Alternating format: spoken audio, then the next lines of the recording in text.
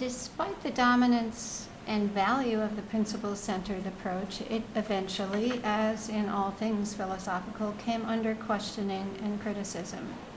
Late in the 20th century, several alternative models emerged that sought to address what were perceived as the limitations of a principle-centered approach. One of these approaches is called the ethics of care, and it's associated with feminism. And in feminist approaches, the starting point is the experience of women as it is characterized by oppression and domination. So feminist ethics is concerned with oppression for whatever reason, not just limited to the experiences of women. So they would be concerned, for example, with oppression arising from race or class or disability and so forth.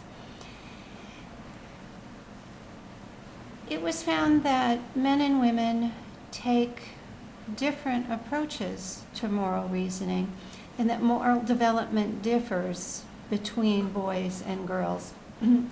Carol Gilligan wrote a famous book called In a Different Voice, in which she reported on her research related to moral development of girls, somewhat in response to the work of Lawrence Kohlberg, whom you've probably studied along the way, his ideas about moral development.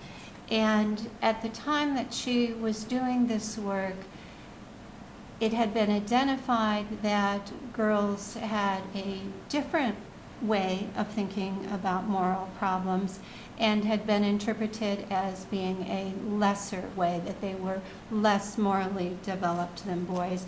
And she pointed out that they look at things differently.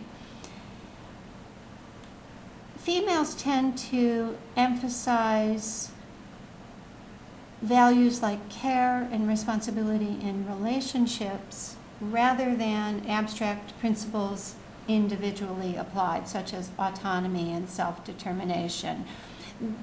Those approaches tend to see persons as individuals, distinct and separate from others, whereas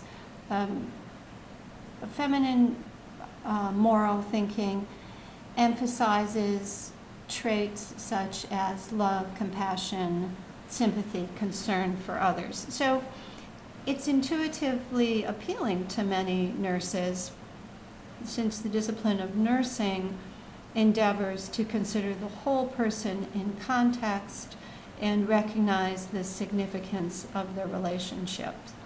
This approach can also be valuable to nurses in their professional practice because it's concerned with the role of hidden and overt power relationships and power imbalances in ethical problems.